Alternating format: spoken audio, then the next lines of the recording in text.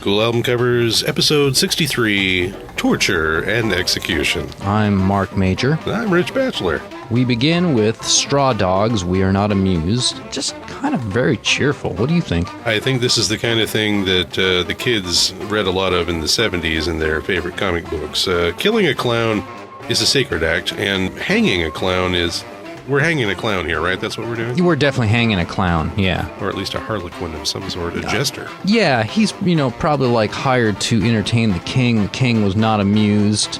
Mm-hmm. It should say, I, the king, are not amused. The royal we, I guess, works for this. Exactly. That's a Queen Victoria quote, in fact. I'm a little confused as to, like, the little clowns or snowbanks or... Where the hell is that rope coming from? It's coming from the clown's neck. Yeah, sure. It just emerges from, that of all jesters. Right, he's flying out of that pit. Whoopee!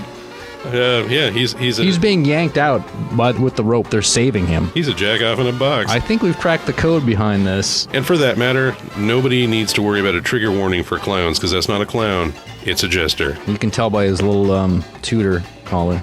Speaking of the Tudors, here we are with Michael Schenker Group. Yeah, now, interesting enough, it seems like he's on some sort of like Guantanamo Bay torture device, but he's actually just in a dentist office. Well, yeah. That's all like a dentist chair, that's like a lamp above him. I don't know what the sticker is covering. That's my next question. Is that like an ad for, hey, some other album you might enjoy? Usually when they put a sticker, like when they put it there...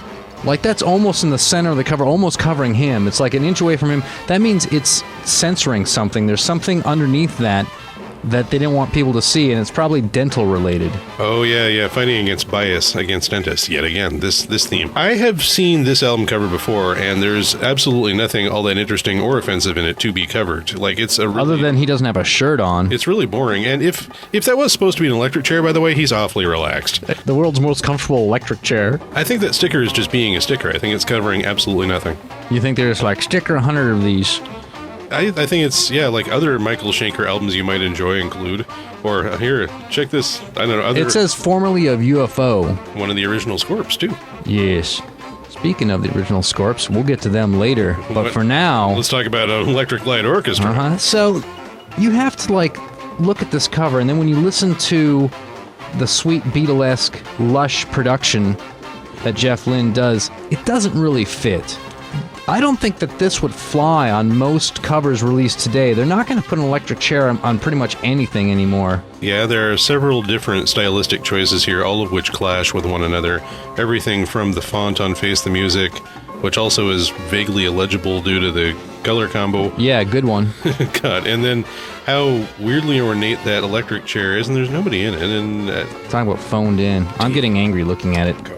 All right, well, now let's get happy. Nice. Songs of Tragedy, Hank Snow. They're like, well, what do we got for clip art that we could just throw in here? I got this noose. Let's roll with it. We all have nooses. Tragedy, well, depending on how you look at it. Right. You can totally hear It's not tragedy if the guy being hung owed you money. It's true. Like, I can see many reasons why a noose is not necessarily bad. Yeah, look what it did to the jester in the first cover. It's true, we got rid of that jester. Or perhaps made him emerge from his box. I was never clear on what we were doing there. Scapions. What's interesting about this is that there's a music video. I don't recall which song it is. You know the one. No One Like You. No One Like You, thank you.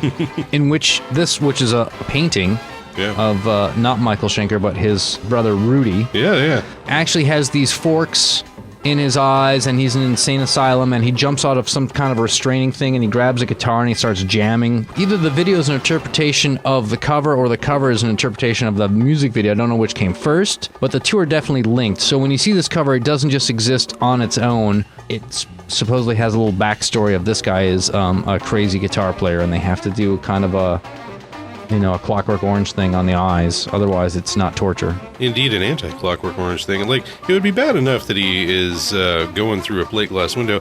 I don't even know what role the forks serve. That's the thing, is like, it's really great imagery, and the minute you break it down, it doesn't make any sense at all. Like, if you're going to stick a fork in someone's eyes, you're not going to, mill them out and make them a certain shape to look like sunglasses and apply them. You're just going to jam a fork in someone's eye. Yeah, so of course. it seems like the torture was making those forks. Yeah. Whoever was forced to bend that many forks in a day. Yeah, the machine shop was like, fuck these guys. Scorpions, who the fuck they think they are? I'm a spoon man only. Forks, fuck them. Later on, there was a very famous song about this called Fuck the Scorpions by Soundgarden. And also, the glass broken by the same guy who broke the glass on that is laying over the picture of the naked 9-year-old girl on the cover of Virgin Killer. I think we've gone too far. Yeah, this is ridiculous. Yeah, terrible. We're both fired. We'll see you in the next episode. I think.